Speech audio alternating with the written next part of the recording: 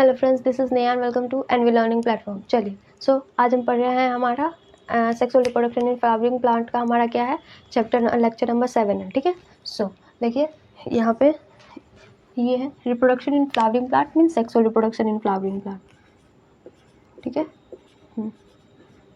ठीक है, चलो अब देखो हमने यहाँ पे पॉलिनेशन तक पढ़ लिया था। हमने ए बायोटिक पॉलिनेशन हमारी कंप्लीट हो गई थी। बायोटिक पॉलिनेशन की हमारी जो पहली वाली जो इंसेक्ट पॉलिनेशन थी, जो सबसे ज़्यादा इंपॉर्टेंट है और सबसे ज़्यादा अमाउंट में होता है, वो भी हमारी कंप्लीट हो गई थी। उसका बस हमारा बचा हुआ था पोलन रॉबर। मैंने सारा का सारा एक साथ आपको पढ़ा दिया था इंसेक्ट पॉलिनेशन में, बिकॉज इंसेक्ट से ही ज़्यादा है। अब मैं पढ़ा दूंगी बर्ड पॉलिनेशन और बैट पॉलिनेशन, ये सब थोड़ा सा है तो उसका थोड़ा थोड़ा लेके चलेंगे। ठीक है। देखो तो है पोलन रॉबर किसको बोलते हैं? पोलन रॉबर का मतलब है जो चोर, रॉबर का मतलब चोर। अब जो एनिमल्स है, जो इंसेक्ट है जो पोलन की चोरी कर लेता है, मीन्स वो मेन काम है कि पोलन को लेके जाना, उसको पॉलिनेट कराना। लेकिन ये क्या करता है, मतलब उसको पोलन को चोरी तो कर लेता है, लेकिन उसको क्या बोलते हैं, उसको वो पॉलिनेशन में हेल्प नहीं करता है। तो उस वाले एनिमल्स को हम क्या बोलते हैं? इंसेक्ट्स को बोलते हैं पोलन रॉबर। तो इंसेक्ट विच कंज्यूम पोलन, वो ले लेता है, अपने काम में ला लेता है और नेक्टर को ले आता है, बट वो क्या करता है, ब्रिंग करता है विदाउट ब्रिंगिंग अबाउट पॉलिनेशन। मतलब ब्रिंग करता है लेकिन लेके आ जाएगा, लेकिन उसका पॉलिनेशन नहीं कराएगा, तो उसके लिए तो चोरी हो गई ना, प्लांट के लिए, प्लांट को धोखा दे दिया, तो उसको बोलते हैं पोलन रॉबर। उसका एक एग्जाम्पल है जैसे क्वीन ऑफ बॉम्बस फिनीज, ये है, वो क्या करती है, वो नेक्टर ले आती है स्पर की और उसको स्टील कर लेती है। एक एग्जांपल है। अब देखो, अब दूसरा है बैट पॉलिनेशन। इंसेक्ट पॉलिनेशन हमारी कंप्लीट हो गई। ठीक है। अब हमें पढ़ना है बैट पॉलिनेशन। बैट पॉलिनेशन में उस बैट पॉलिनेशन को हम बोलते हैं चिरोप्टेरोफिली, इसका नेम है। जैसे कि एंटेमोफिली इंसेक्ट पॉलिनेशन होता है, चिरोप का मतलब बैट होता है। ठीक है। चिरोप का मतलब बैट होता है। ठीक है, इसको बैट का नाम है ये। ठीक है। तो ये बैट पॉलिनेशन कराती है। बैट पॉलिनेशन है तो बेसिकली इसका फॉल मतलब स्मेल बहुत ख़राब होता है। इसका बैट पॉलिनेशन का कलर बहुत डल होता है, मतलब डल फ्लावर का कलर बोला जा रहा है यहाँ पे। तो फ्लावर का कलर बहुत डल होता है। स्ट्रॉन्ग ऑर्डर उसकी बहुत ज़्यादा मतलब ख़राब तो होती है, लेकिन ऐसा लगेगा ना नाक में जैसे कि बहुत ज़्यादा हार्ड कोर वाला स्मेल। ऑर्डर का मतलब क्या होता है? स्मेल होता है, ये तो पता ही होगा आपको। ठीक है। और उस लार्ज अमाउंट ऑफ शुगर, मतलब नेक्टर जो होगी ना वो बहुत शुगरी होगी। नेक्टर में बहुत ज़्यादा अमाउंट ऑफ शुगर प्रेजेंट होता है। ठीक है। इस फ्लावर बहुत बड़ा साइज़ का होता है। कि बैट है तो बैट को बैठने के लिए भी तो पोजीशन चाहिए। सोचने वाली बात है कि बैट अपने आप में इतना बड़ा होता है, उसको तो थोड़ा बैट को बैठने के लिए भी थोड़ा स्पेस चाहिए। उसी पर बैठ के तो नेक्टर चूसता है, तो उस पर थोड़ा, इसीलिए फ्लावर क्या होता है, बड़ा होता है। एग्जाम्पल के लिए लिखा हुआ है काइगेलिया और एडनसोनिया। ठीक है, दो एग्जाम्पल है। इसका बेसिकली आपको ये सारे इसके कैरेक्टर्स याद कर लीजिएगा और एग्जाम्पल्स मस्ट है। ठीक है, चलो नोट कर लीजिए।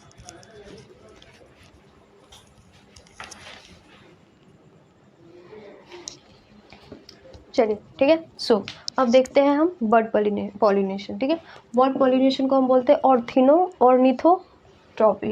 ठीक है, ऑर्निथो का मतलब ही बर्ड होता है, बर्ड का इसका बर्ड होता है। ठीक है, देखो जो इसका साइंटिफिक नेम है उसके लास्ट पे आपको बस फिली लगा देना है। ठीक है, जैसे हमने चिरपटेरे मतलब होता है, चिरपटेरो का मतलब बैट होता है, तो उसका फिली लगा दिया। ये है ऑर्निथोफिली, तो मतलब बर्ड का पॉलिनेशन। ठीक है, अब बर्ड की पॉलिनेशन होती है तो ब्राइट कलर की होती है पोलन का कलर क्या होगा हमारा? ब्राइट होता है। ऑर्डर उसका एब्सेंट, मतलब जनरली बर्ड्स के केस में ऑर्डर की कोई रिक्वायरमेंट नहीं होती है, ऑर्डरलेस होती है। नेक्टर प्रेजेंट होगा और लार्ज साइज फ्लावर क्या होगी? Large size. ऑब्वियसली बर्ड को वहाँ पे बैठना है तो लार्ज साइज का फ्लावर होगा। ठीक है, और इसका एग्जाम्पल है जो पॉलिनेशन करता है बर्ड हमारा, उसका नाम है हमिंग बर्ड और सनबर्ड। ठीक है, बस ये सब एग्जाम्पल याद रख लीजिए, हमिंग बर्ड, सनबर्ड। ठीक है, अब पढ़ना है हमें आउटब्रीडिंग डिवाइसेस। ठीक है, तो आउटब्रीडिंग डिवाइसेस में सबसे पहले हमें देखना है, सबसे पहले आउटब्रीडिंग पढ़ना है। ये इनब्रीडिंग है, नॉट आउटब्रीडिंग। सबसे पहले हमें आउटब्रीडिंग डिवाइसेस पढ़ना है, तो उसके लिए आउटब्रीडिंग के लिए हमें इनब्रीडिंग समझनी पड़ेगी। ठीक है, कि देखो तो इनब्रीडिंग डिवाइसेस क्या होती है? इनब्रीडिंग का मतलब होता है इन का मतलब खुद में, ब्रीडिंग का मतलब ब्रीडिंग मतलब जो फर्टिलाइजेशन होती है, जो तो वो क्या कहते हैं, जैसे कि इस केस में लेते हैं, जो डोमेस्टिक के केस में लेते हैं, मतलब एनिमल्स के केस में, तो उसको ब्रीडिंग बोलते हैं। तो देखो इनब्रीडिंग का मतलब हुआ बेसिकली सेल्फ पॉलिनेशन, मतलब खुद में जो पॉलिनेशन करती है फ्लावर। तो जैसे कि ऑटोगेमी और जिटनोगेमी प्लस जिटनोगेमी, ये दोनों हमारी सेल्फ पॉलिनेशन कराती है। ऑटोगेमी का मतलब वो फ्लावर सेम हो जाएगी और जिटनोगेमी का मतलब प्लांट सेम है बट फ्लावर डिफरेंट है। लेकिन होती तो दोनों में सेल्फ पॉलिनेशन ही है, तो वही है, ठीक है। इसका इफेक्ट क्या है कि और मतलब क्या बोलते हैं, इन ब्रीडिंग की वजह से आपको क्या क्या देखने को मिलता है जो हमारे जो प्लांट्स के लिए बिल्कुल सही नहीं है। सो देखो, सबसे पहले क्या है, लॉस ऑफ वाइग्रस। मतलब वाइग्रस का मतलब क्वालिटी, जो क्वालिटीज होती हैं उसमें लॉस हो जाएंगी। जैसे पेरेंट में जो था एज इट इज़, ये सेक्सुअल रिप्रोडक्शन की वजह से हो गया कि पेरेंट में जो था एज इट इज़ इसमें आ गया, उसमें कोई चेंजेस नहीं होंगी, जिसकी वजह से क्या हो जाती है, इनब्रीडिंग डिप्रेशन आ जाती है, ठीक है। इसके वजह से हमारी इनब्रीडिंग डिप्रेशन आ जाती है। इनब्रीडिंग डिप्रेशन का मतलब क्या होती है कि मतलब इसमें है ना, जो आपका ये डिस्टिंग्यूश नहीं कर पाएगा, ये आपका डिस्टिंग्यूश नहीं कर पाएगा कि अगर मान लो पेरेंट में हार्मफुल इफेक्ट वाली कोई कैरेक्टर है तो बच्चों में भी हार्मफुल इफेक्ट वाली कैरेक्टर चली गई, ये अलग नहीं हो पाई, कुछ चेंजेस नहीं आ पाए। इसकी वजह से क्या है, डिप्रेशन, मतलब शिकार हो गया बच्चा, बड़ा वाला जो माँ बाप के में जो बीमारी था वही बीमारी एज इट इज़ उसके बच्चे में आ गई। सो ये हमारे लॉस, मतलब ये इनब्रीडिंग प्रॉब्लम होती है, इसी की वजह से हमें आउटब्रीडिंग करनी पड़ती है। आउटब्रीडिंग जो होती है वो नेचुरल नहीं होती है, मैनमेड होती है, मतलब हम करते हैं। इनब्रीडिंग तो खुद से हो गई इसके वजह से, तो आउटब्रीडिंग अब हम करेंगे कि हम उसको ऐसा तरीके से अरेंज करेंगे, चाहे इस तरीके से फिक्स करके हम पॉलिनेशन कराएंगे, जिसकी वजह से क्या होगी ना कि जो उसका खुद का कैरेक्टर है, जो मतलब मेल और फीमेल का दोनों का अलग अलग स्पेसिफिक कैरेक्टर मिले, ताकि वो जो हमारा ऑफ स्प्रिंग बने वो बेटर निकल के आए, उभर के आए एकदम। तो ये हमारा बेसिकली हम आउटब्रीडिंग करेंगे कि ये हमारा ना हो पाए, ठीक है, समझ रहे हो। तो हम आउटब्रीडिंग कर रहे हो, उससे पहले इनब्रीडिंग समझ आएगा कि हम इनब्रीडिंग करते क्यों हैं। यहाँ तक नोट कर लीजिए। चलिए, हमने देख लिया कि हमारा आउटब्रीडिंग डिप्रेशन का मतलब क्यों ज़रूरत पड़ता है, वो हमने देख लिया कि इनब्रीडिंग डिप्रेशन की वजह से। अब हमें पढ़ना है कि आउटब्रीडिंग डिप्रेशन आखिर होता क्या है। देखिए, आउटब्रीडिंग डिप्रेशन होती है, वो होती है एक डिवाइस, ये डिवाइस होती है, फीचर होती है प्लांट की विच डिस्करेज, जो डिस्करेज करता है सेल्फ पॉलिनेशन और सेल्फ पॉलिनेशन, और इनकरेज करता है क्रॉस पॉलिनेशन। मतलब जैसे सेल्फ पॉलिनेशन की वजह से हमारी इनब्रीडिंग डिप्रेशन हो रही थी, तो उसको डिस्करेज करता है, मतलब उसको इनहिबिट करता है, उस कैरेक्टर को थोड़ा कम करने के लिए कोशिश करता है, और क्रॉस पॉलिनेशन को प्रमोट करता है कि ताकि जैसे क्रॉस पॉलिनेशन होगी तो उसकी वजह से क्या है, कैरेक्टर्स में चेंजेस आएंगे, मतलब उसकी क्वालिटी में चेंजेस आएंगे, और अच्छी बात है ये हमारे लिए। ये प्रिवेंट करता है लॉस ऑफ जेनेटिक वेरिएशन, जो हमारा जेनेटिक वेरिएशन होता है तो उसका जो लॉस हो जाता है तो उसको रोकता है, ठीक है। जैसे इनब्रीडिंग डिप्रेशन की वजह से हमारी जेनेटिक वेरिएशन में लॉस हो जाती है ना, तो उसको रोकने का काम कौन करता है, हमारी आउटब्रीडिंग डिवाइसेस, ठीक है। आउटब्रीडिंग डिवाइसेस में सबसे पहले देखो क्या होता है, यूनिसेक्सुअलिटी। यूनिसेक्सुअलिटी का मतलब हुआ कि मेल और फीमेल गैमेट दोनों क्या होगी, दोनों एक ही प्लांट पे होगी, एक ही प्लांट के फ्लावर पे होंगी, ठीक है, same flower of the same plant, मतलब एक ही मेल और फीमेल फ्लावर है ऑन द सेम प्लांट। अगर सेम प्लांट में है मतलब प्लांट हमारी सेम है, अब मेल और फीमेल फ्लावर दोनों डिफरेंट है, तो इस केस में क्या होगी, तो उसका केस है कि मोनोसियस है। जब मेल और फीमेल फ्लावर है जो सेम प्लांट पे है, तो सेम प्लांट पे है, फ्लावर सेम नहीं है, तो इसमें क्या होगी, ऑटोगैमी नहीं होगी। ऑटोगैमी को रोकेगा, लेकिन जिटनोगैमी होगी। जिटनोगैमी यही केसेस होती है ना कि जिसमें फ्लावर सेम डिफरेंट हो लेकिन प्लांट सेम हो, तो जिटनोगैमी। तो इसके क्या है, प्रिवेंट करता है ऑटोगैमी को प्रिवेंट करता है। ये वाली याद रखिएगा, ऑटोगैमी को प्रिवेंट करता है लेकिन जिटनोगैमी को प्रिवेंट नहीं करता है, ठीक है। इसका एग्जांपल लिख लीजिए, कैस्टर और मेज। कैस्टर का मतलब होता है कि तेल होता है, और इसका मेज मक्का, ये दोनों है हमारी मोनोसिस की ये एग्जांपल है, ठीक है। चलिए नोट कर लीजिए।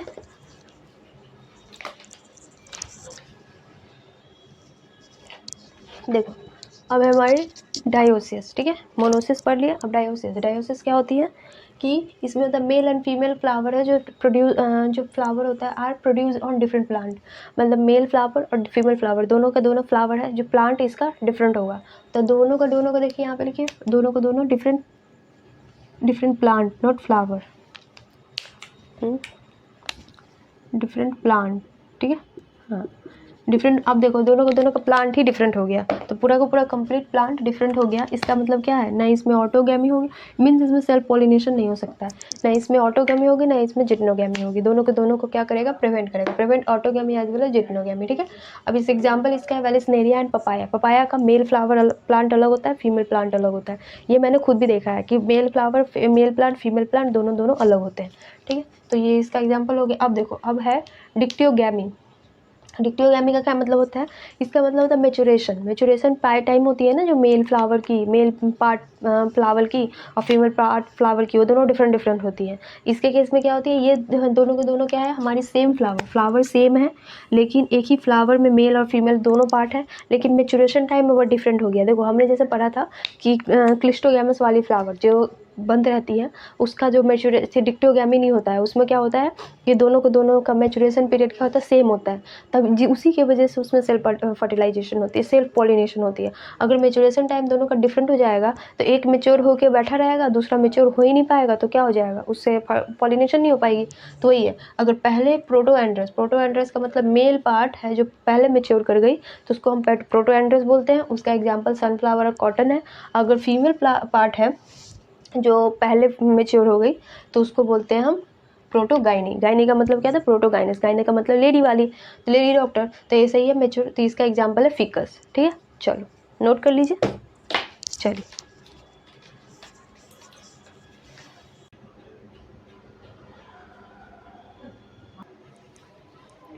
चलिए ठीक है, तो अब हमें पढ़ना है सेल्फ इनकम्पैटिबिलिटी। देखिए सेल्फ इनकम्पैटिबिलिटी क्या होता है, जो होती है ना कि मतलब अपने आप से इनकम्पैटिबिलिटी टेस्ट करते हो ना, कंपैटिबिलिटी टेस्ट करते हो ना कि दोनों के बीच में कितनी ज़्यादा मतलब तालमेल कैसा है, तो वही उसको बोलते हैं उसको कंपैटिबिलिटी टेस्ट बोलते हैं। लेकिन ये है इनकम्पैटिबिलिटी। इनका मतलब हुआ, यहाँ पे देखो इन लिखा हुआ है, इन। तो इसमें क्या होता है, फैलोर और पोलन ग्रेन। जो पोलन ग्रेन होती है वो फैलोर हो जाती है, मीन्स वो जो आपका स्टिग्मा पे आके पोलन ग्रेन अटैच जो मतलब आती है ना कि अटैच्ड होती है, जिसके बाद आगे वो अगर वहाँ पे जब से आगे मान लो कि एक स्टिग्मा है, एक मेल फ्लावर से आपका पॉलन ग्रेन आया फीमेल फ्लावर पे, तो फीमेल फ्लावर के फीमेल पार्ट पे आई, तो वहाँ पे तो स्टिग्मा पे अटैच्ड हो गई। अब स्टिग्मा पे अटैच्ड होने के बाद वहाँ पे क्या बोलते हैं, वो पॉलन आगे ट्यूब बनाएगा या पॉलन ट्यूब नहीं बनाएगा, ये सब डिपेंड करता है किस पे, यही सेल्फ इनकम्पैटिबिलिटी टेस्ट। मतलब दोनों के बीच में अगर कंपैटिबिलिटी टेस्ट सही हो जाएंगे तो पॉलन ट्यूब फॉर्मेशन होगा, अगर सही नहीं होंगी तो इस पॉलन ग्रेन के वहाँ तक पहुँचने के बाद भी पॉलन ट्यूब फॉर्मेशन नहीं होगा। देखो हर एक स्टेज पे प्रोसेस पे मतलब एक तरीके से देखा जाए तो कंपटीशन है। ऐसा नहीं है कि आप पॉलन ग्रेन ला के स्टिग्मा पर डाल दिए तो आपका फर्टिलाइजेशन हो गया, मीन्स पॉलन वहाँ पे आने के बाद भी अगर दोनों के बीच में आपस बॉन्डिंग, आपसी जो एक तो हार्मोनल बैलेंस सेम हो गई, आपसी दोनों के बीच में केमिकल्स रिएक्शंस जो होते हैं, जैसे हम आगे पॉलन पिस्टल इंटरेक्शन पढ़ेंगे तो दोनों के बीच में इंटरेक्शन सही हो गई तो वो सब आएगी, तब पॉलन ट्यूब बनेगी। और ऐसा नहीं कि पॉलन ट्यूब बन गई तो वो चला, कभी कभी होता है ना कि पॉलन ट्यूब बनने के बाद भी बहुत वहाँ तक क्या कहते हैं, ओव्यूल तक हमारी मतलब फीमेल मेल गैमिट नहीं पहुंच पाती है। तो हर एक स्टेज पे मतलब जैसे जैसे स्टेज बढ़ता है वैसे वैसे कंपटीशन बढ़ता है। जैसे कि हम मतलब हम आगे मतलब मैं आगे पढ़ाऊंगी ना, बट मैंने थोड़ा सा ये मतलब रिप्रोडक्शन नॉर्मली ऑर्गेनिज्म में वाले में मैंने थोड़ा सा बताया था कि कैसे हर एक स्टेज पे कंपटीशन होता है। जब फर्टिलाइजेशन ह्यूमन बींग होती है तो ये जो 200 से 300 मिलियन स्पर्म होती हैं, तो वो कितना ज़्यादा अपने आप को कंपटीशन झेल के, कितना ज़्यादा स्ट्रगल झेल के एक ओव्यूल एक ओवम के साथ अपने आप को फर्टिलाइजेशन करने के लिए स्पर्म कितना मेहनत करता है। तो सेम इसके साथ भी है कि वो pollen stigma formation, pollen tube पे आने के पॉलन ग्रेन आने के बाद भी पॉलन ट्यूब बनेगा नहीं बनेगा, तो वो डिपेंड करता है, ये जिस चीज़ पे डिपेंड करता है उसको बोलते हैं पॉलन ये सेल्फ कॉम्पैटिबिलिटी टेस्ट। ठीक है, चलिए ये होता है, ये जेनेटिकली कंट्रोल मैकेनिज्म है। जेनेटिकली कंट्रोल मैकेनिज्म कहने का मतलब क्या हो रहा है कि जेनेटिकली कंट्रोल मैकेनिज्म का मतलब हुआ कि ये इंटरनली ऑर्गन है, इसका जेनेटिक पूरा का पूरा जीन्स पे डिपेंड कर रहा है ना। ये जीन जैसे कि आपका वो दोनों के जीन एक दूसरे से कैपेबल हो जाएंगे तभी दोनों का मैकेनिज्म आगे फ्लो करेगा। सो इसी बेसिस पे है ये। ठीक है, समझ गया। चलिए सो ये हमारा कंप्लीट हो गया। अब हमें पढ़ना है पॉलन पिस्टल इंटरैक्शन। ठीक है, अब इसके बाद पढ़ेंगे पॉलन पिस्टल इंटरएक्शन, दोनों के बीच में कैसे इंटरेक्शन होते हैं, कौन से हार्मोन्स यूज होते हैं, कौन सा केमिकल यूज होता है, तो अब वो देखेंगे। अभी तक तो क्या हुआ, हमने स्टिग्मा तक ले आए, अभी तक आपको पूरा का पूरा करके पॉलन को स्टिग्मा तक ले आए। अब स्टिग्मा के बाद दोनों के बीच में इंटरेक्शन बन रही है नहीं बन रही है, दोनों आपस में एक दूसरे के लिए लायक है नहीं है। सो आगे हम पढ़ेंगे। ठीक है, चलो नोट कर लीजिए।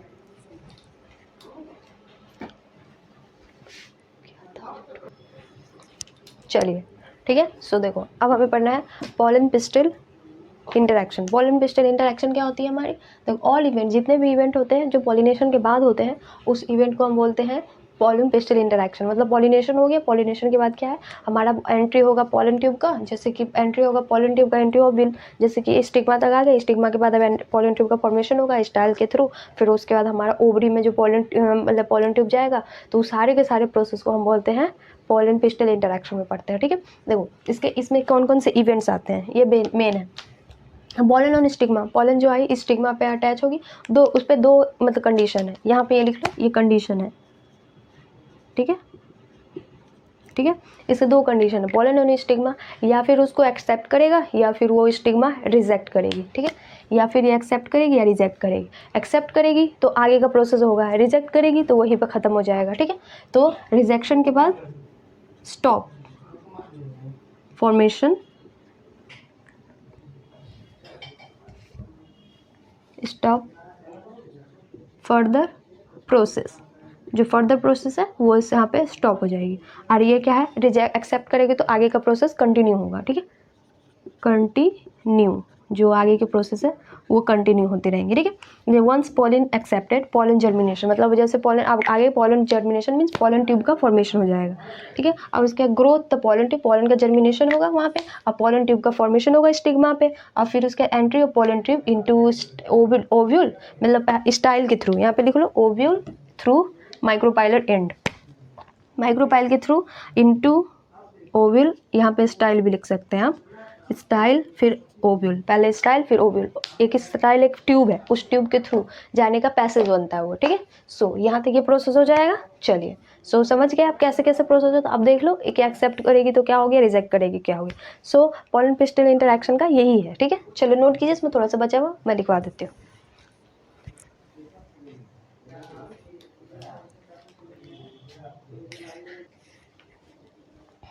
देखिए अब क्या बोल रहा है कि अब है उसके आगे का प्रोसेस। ठीक है, उसके आगे प्रोसेस है the growth of the pollen tube is chemotropic. जो हमारा पॉलन ट्यूब का ग्रोथ था वो जो मैंने लिखवाया है वो होती है कीमोट्रॉपिक, मतलब वो केमिकल की वजह से ग्रोथ होती है। ठीक है, सो ये याद रखिएगा, ये वाली लाइन बहुत इंपॉर्टेंट है कि पॉलन ट्यूब का फॉर्मेशन केमिकल की वजह से होता है। ठीक है, अब देखो जनरेटिव सेल जो अब हमारी हो गई, अब उसके बाद है हमने पढ़ा था वेजिटेटिव सेल और जनरेटिव सेल, दो सेल होती है। तो जनरेटिव सेल है जो डिवाइड करेगी, अब उसके अंदर जो पॉलन के अंदर जो हमारी पॉलन ग्रेन के अंदर जनरेटिव सेल वो डिवाइड करती है, फॉर्म करती है 2 मेल गैमेट। ठीक है, 2 मेल गैमेट फॉर्म करती हैं। और उसके बाद during the growth the pollen tube in the stigma, and वो जो स्टिग्मा पे जो पॉलन ट्यूब फॉर्मेशन होता है, if the pollen grain are shed of 2 cell condition, मतलब 2 सेल कंडीशन में है तो पॉलन ट्यूब पूरा का पूरा जनरेशन हो जाएगा स्टिग्मा पे। ठीक है, अब उसके बाद बोल रहा है if the pollen grain of 3 cell stage, अगर 2 सेल स्टेज वाला है तो उसको हम 2 गैमेट वाला है तो उसको हम 2 सेल स्टेज बोलते हैं, और 3 गैमेट वाला है तो उसको बोलते हैं हम 3 सेल स्टेज। ठीक है, 3 गैमेट का होगा तो 3 सेल स्टेज बोलते थे, जिसमें 2 मेल गैमेट होंगे, याद रखें, जिसमें 2 मेल गैमेट। अब देखो मैंने फॉर्मेशन बनाया है, जैसे ये है पूरा का पूरा, ये पॉलन था, पॉलन के बाद ये पॉलन ट्यूब फॉर्मेशन हुई, पॉलन ट्यूब फॉर्मेशन हुई तो ये है, ये कैलोज प्लग है। पॉलन ट्यूब में ना एक प्लग होती है, उसका नाम है कैलोज प्लग। इस पॉलन ट्यूब है कैलोज प्लग, ये दोनों रेड वाला जो बताया मैंने मेल गैमेट है, और उसके बाद ये ट्यूब का न्यूक्लियस है। ठीक है, ट्यूब में भी तो कुछ न्यूक्लियस होगी ना, तो ट्यूब का न्यूक्लियस है ये वाली पोर्शन, और ये ऊपर से है ये कैलोज प्लगिंग है। ठीक है, और ये हमारा मेल गैमेट है। ठीक है, चलिए नोट कर लीजिए इसको। ठीक है,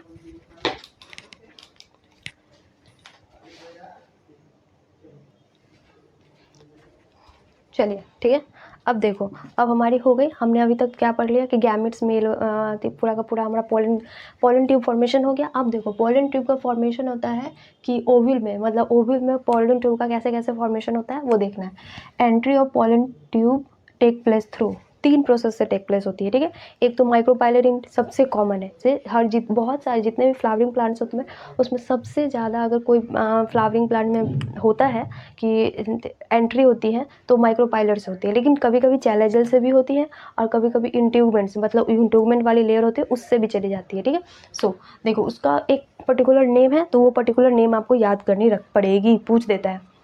देखो माइक्रोपाइलर इनसे होता है तो उसको पोरोगैमी बोलते हैं। ठीक है, माइक्रोपाइलर है तो पोरोगैमी बोलते हैं, चैलेजल है तो उसको चैलेजोगैमी, ये तो याद ही कर लोगे, चैलेजोगैमी, चैलेजल का मतलब चैलेजोगैमी, और इसके इंट्यूगमेंट का मतलब मीजोगैमी, ठीक है। देखो मीजोगैमी नहीं, ये माइक्रोपाइल का एक पोर बनता है, ये हाइलम के पोर्शन में तो एक पोर जैसी स्ट्रक्चर होती है, तो इसलिए आप यहाँ पे याद रख लो पोरोगैमी, ठीक है। चलिए, और इसके बाद इंट्यूगमेंट का मतलब मीजोगैमी। इस दोनों का एग्जाम्पल दिखा हुआ है, जो एग्जाम्पल बस आपको याद करनी है, ठीक है। इसका क्या लिखा है, मोस्ट कॉमन है, सबसे ज़्यादा कॉमन है जितने भी फ्लावर है उसमें, जितने भी प्लांट्स हैं मोस्ट कॉमन है अमॉन्ग ऑल, जितने भी है उन सब में, इन तीनों में सबसे ज़्यादा कॉमन है। Take place most of the flowering plant, जितने भी फ्लावरिंग प्लांट है उसमें सबसे कॉमन यही होता है। हाँ, इसका एग्जाम्पल है कैसूरिना, और इस इंट्यूगमेंट का एग्जाम्पल है कुकुरबिट्टा फैमिली, ठीक है। चलिए, सो याद कर लिख लीजिए इसको, बस यही तीनों है, इसके अलावा और किसी प्रोसेस से नहीं जाएगा कि और कोई तो साइट ही नहीं है ना। एक तो साइड पहले है, सबसे ऊपर वाला साइड है जो फ्यूनिकल के जस्ट अटैच्ड होते हैं तो उसको माइक्रोपाइलर बोलते हैं। बेस वाला साइड होता है उसको चैलेंजर बोलते हैं, और दोनों साइड से जो कवर्ड होती है उसको इंटीगमेंट बोलते हैं। तो हमने तीनों साइड्स बोल लिए, तो कहीं इस तीनों के अलावा और कहीं से भी हमारा क्या कहते हैं पोलन ट्यूब कहीं से एंट्री नहीं करेगा ओव्यूल में, ठीक है। चलिए, ओवरी,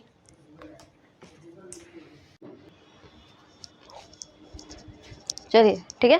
सो आगे पढ़ते हैं। चलो, अभी तक पढ़ लिए, अब देखो क्या है। अब है entry of pollen tube into embryo sac. Embryo sac में जो मतलब अब कैसे पोलन ट्यूब एंटर करता है उसको देखना है, ठीक है। सो देखो, ये है the entry of pollen tube into embryo into ovule the tube invariably enter embryo sac at micropylar end. मतलब हमने बताया था कि एक चैलेंजर एंड होता है, एक माइक्रोपाइलर एंड होता है, ठीक है। तो जो एम्ब्रियो से मतलब अब 3 प्रोसेस है एंट्री का, तो वो तीनों प्रोसेस हमने पढ़ लिया है। लेकिन अभी मेन मतलब सबसे ज़्यादा मोस्ट कॉमन होता है जो माइक्रोपाइलर एंड से एंटर करता है पोलन ट्यूब, तो वही पढ़ना है। तो वही है, सबसे पहले होती है जो माइक्रोपाइलर एंड पे इसे एम्ब्रियो सैक हमारी क्या होती है एंटर करती है, तो वो हमारा बेसिकली हम मोस्ट कॉमन वाला पढ़ रहे हैं, तो ये है, ठीक है। अब देखो, ये है डिजेनरेटिंग सिनर्जिड सेल, मतलब जो नीचे वाली सेल्स होती है वो सिनर्जिड सेल, तो वो जो एंटर हो जाएगी, ये बेसिकली क्या है, सिनर्जिड सेल हमें मतलब इसको न्यूट्रिशन के लिए है तो एंटर हो जाएगी, उसके बाद सिनर्जिड सेल भी आपस में ये डिजेनरेट हो जाएगा, ठीक है।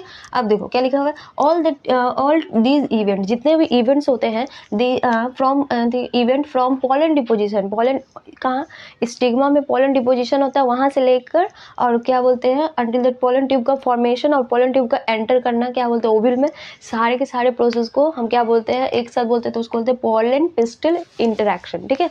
सारे पूरा ओवरऑल प्रोसेस को बोलते हैं पोलन पिस्टल इंटरैक्शन, ठीक है। चलिए नोट कीजिए,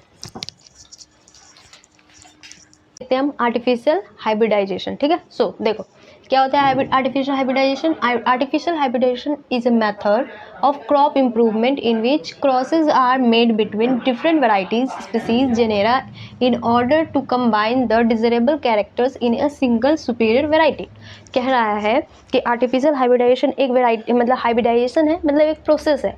उस प्रोसेस में क्या कहते हैं, वो क्यों होता है, उसका ये होता है जो क्रॉप के इम्प्रूवमेंट के लिए, ठीक है। और कैसे होता है ये हमें देखना है कि ये क्या करता है ना कि दो डिफरेंट मतलब ये क्रॉस कराता है, दो डिफरेंट वेराइटीज़ हो, दो डिफरेंट स्पीसीज़ हो, दो डिफरेंट जेनेरा हो, उस दोनों के स्पीसीज़ को आपस में क्रॉस कराता है और उससे एक कैरेक्टर निकलती है, उससे एक आपका नया प्रोडक्ट निकलेगा, तो उसी को बोलते हैं क्या बोलते हैं आर्टिफिशियल हाइब्रिडाइजेशन।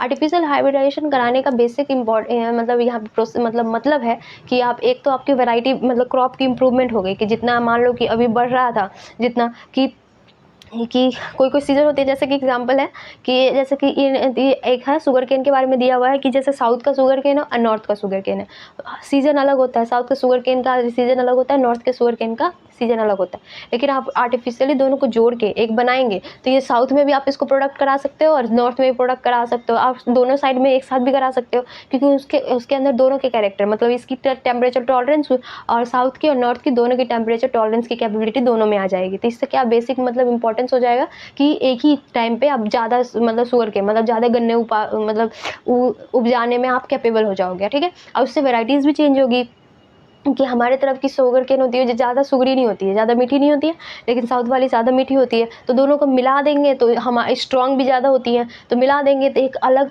तरह की वैरायटी निकलेगी जिसका स्टेम भी मोटा होगा और उसका क्या बोलते हैं उसके बाद उसका शुगरी पार्ट भी ज़्यादा होगा और वो प्रोडक्ट भी ज़्यादा करेगा। तो इसी तरीके के सारे फ्रूट्स को बनाने के लिए प्लांट्स को बनाने के लिए हम क्या करते हैं आर्टिफिशियल हाइब्रिडाइजेशन कराते हैं, ठीक है, समझ गए। डिफरेंट डिफरेंट स्पीसीज़ को भी लेते हैं, चाहे जेनेरा को भी लेते हैं, मतलब 2 डिफरेंट स्पीसीज़ को लेके भी बना सकते हो, 2 डिफरेंट जीनस को लेके भी बना सकते हैं, ये डिपेंड करता है, ठीक है। अब देखो इसमें कुछ टेक्निक्स होते हैं, मतलब कि टेक्निक्स इन्वॉल्व होते हैं कि आर्टिफिशियल आखिरकार आते क्या है। तो सबसे पहले क्या करते हैं, एक सुटेबल पेरेंट को सिलेक्ट करते हैं कि आप 2 जगह से, जैसे कि मैंने अभी एग्जांपल दिया कि शुगर केन के बारे में, तो साउथ और नॉर्थ का दोनों तरफ का बेस्ट जो होगा उस दोनों को एक, मतलब दोनों अप्रोप्रिएट होना चाहिए। बेस्ट पेरेंट को हम सिलेक्ट करते हैं। बेस्ट पेरेंट को सिलेक्ट करने के बाद अगर उसका हाइब्रिडाइजेशन कराते हैं, लेकिन उस केस में अगर हमारी क्या बोलते हैं पेरेंट में अगर बाइसेक्सुअल पेरेंट आ गई, मतलब दोनों जिसमें मेल और फीमेल गैमेट दोनों है, तो वो दोनों है तो क्या करेगी, अगर वो दोनों है तो हमारी क्रॉस फर्टिलाइजेशन तो करने नहीं देगी। तो उसके लिए क्या करते हैं, उसके लिए हम 2 प्रोसेस करते हैं, इमैस्कुलेशन और बैगिंग। क्या करते हैं, इमैस्कुलेशन और बैगिंग करते हैं बाइसेक्सुअल फ्लावर के केस में, ठीक है। ये बाइसेक्सुअल फ्लावर्स हो जाती है प्लांट वाली, तो उसमें हम इमैस्कुलेशन और बैगिंग करते हैं। इमैस्कुलेशन क्या करते हैं, देखो इमैस्कुलेशन में क्या करते हैं, हमने जो उसका मेल पार्ट होता है, जो हमने बाइसेक्सुअल फ्लावर लिया उसको मेल पार्ट को काट देते हैं, और फिर उसके बाद बैगिंग क्या हुआ, जो पूरा बचा हुआ पार्ट है, जैसे मेल पार्ट को काटने के बाद कौन सा फ्लावर बचा, फ्लावर में कौन सा पार्ट बचा, फीमेल फ्लावर। तो फीमेल फ्लावर जो बचता है उस फ्लावर को ना हम एक पॉली बैग से कवर करते हैं, ठीक है। तो उसी को बोलते हैं हम बैगिंग, ठीक है। ये क्यों करते हैं, तो ये हम दोनों अभी मैं बताती हूँ, ठीक है। चलो यहाँ तक समझ आ गया, नोट कीजिए, चलिए।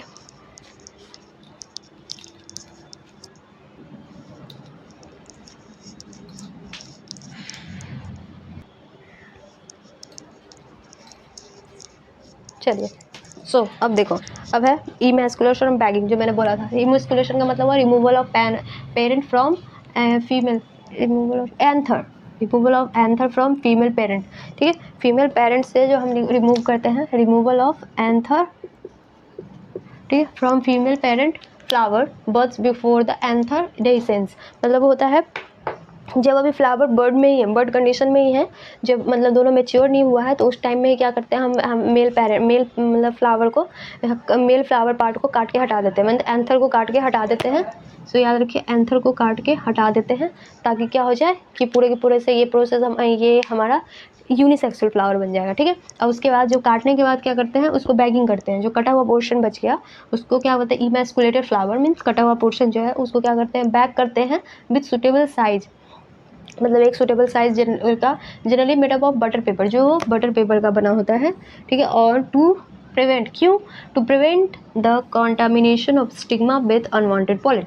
इसको इसलिए कवर कर देते हैं क्योंकि हमें चाहिए अपना, जो हमें मतलब एप्रोप्रिएट फ्लप पॉलन चाहिए, कि हम अपने आप से चूज़ करना है पॉलन को, तो ताकि मतलब खुद का, मतलब ये आर्टिफिशियल हाइब्रिडाइजेशन होता है, मन मर्जी का हाइब्रिडाइजेशन। तो एक तो है कि ये अब मैच्योर, इसकी जो मतलब मैच्योर हो गई, बैगिंग कर दी, बट उसके बाद मैच्योर तो हो ही जाएगी ना फ्लावर, फीमेल पार्ट, तो फीमेल पार्ट मैच्योर हो गई तो कहीं से आगे स्टिग्मा इस पर अटैच कर जाएगा, मतलब अब पॉलन बना लेगा, तो इसीलिए इसको बैग कर देते हैं, मतलब बैगिंग मतलब कवर कर देते हैं, ताकि ये अनवांटेड, मतलब जो हमें नहीं चाहिए वो पॉलन आके इस पर स्टिग्मा पे अटैक ना करे, और वह मतलब आके जुड़े नहीं और पॉलन फॉर्मेशन ना हो, ठीक है। इसी के वजह से हम इसको बैगिंग मतलब कवर कर देते हैं, ठीक है।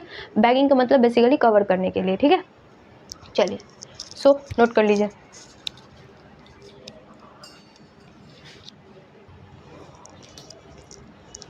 चलिए ठीक है। अब देखो क्या हुआ कि हमने उसको क्या कर बैगिंग करके रख दी। अब उसके बाद क्या करना है, डस्टिंग ऑफ अनवांटेड पोलन। अब बैगिंग करके अब जो है कि अब हमें जो वांटेड, जो हमें अब चाहिए, जिस पोलन को हमें उसके ऊपर डस्ट करना है, मीन्स उसको हमें जिस पोलन के लायक, मतलब हमें जो पोलन चाहिए और जिस फीमेल के साथ जो फ्लावर बनाना है, हमें जो हमें स्पीसीज बनाना है, तो वो वांटेड पोलन मैंने यहाँ लिखा है वांटेड, देखना ये ध्यान से देखो, dusting of wanted pollen grain to the bagged flower and then rebagged. जो हमारा बैग्ड फ्लावर था, उस बैग्ड फ्लावर पे हम जो हमें चाहिए वो वाला पोलन हम उसको डस्ट कर देंगे, जो चाहिए जो लेकर वो चूजिंग वाला, और उसके बाद फिर उसको कवर कर देंगे, ठीक है। अब देखो, अब उसके बाद है हम देखेंगे fruit then allow to develop. अब उसके बाद धीरे धीरे वो बढ़ेगी, अब बड़े होने के बाद वो फ्रूट बन जाएगा, ठीक है।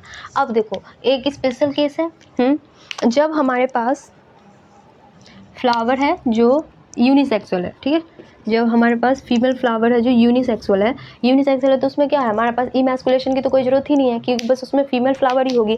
तो फीमेल फ्लावर है तो बेसिकली क्या है, उसमें बैगिंग होगी, बैगिंग तो होगी बट इमैस्कुलेशन नहीं होगा। इमैस्कुलेशन का मतलब था काटना, तो काटने की जरूरत ही नहीं है, क्योंकि काटते हम किस में, बाइसेक्सुअल फ्लावर में, तो बाइसेक्सुअल फ्लावर है नहीं, तो इमैस्कुलेशन नहीं होगी, बैगिंग होगी, बैगिंग के बाद सारा प्रोसेस सेम हो जाएगा, ठीक है। अगर क्या होता है, यूनिसेक्सुअल फीमेल फ्लावर हुई तो, समझ गए। चलिए नोट कर लीजिए।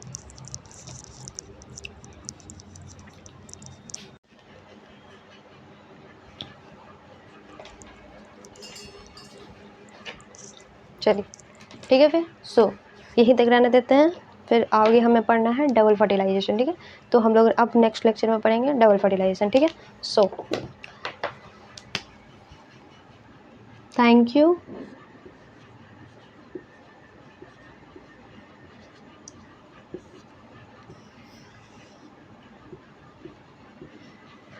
वो सॉरी, मैंने बीच में मेरा 2-3 दिन तक लेक्चर कोई भी मैंने अपलोड नहीं किया, बिकॉज़ मेरी तबीयत ठीक नहीं थी, बिकॉज़ मेरा गला ख़राब था, तो बोलने में ही प्रॉब्लम हो रही थी, इसी की वजह से मैंने वीडियो अपलोड नहीं किया। बिकॉज़ अगर मैं दो नॉर्मल कुछ भी रहता तो उसमें कोई प्रॉब्लम नहीं, बट बोलने में ही प्रॉब्लम हो रही थी, तो बोलने में प्रॉब्लम होगी तो कैसे हम लोग पढ़ पाएंगे, है ना।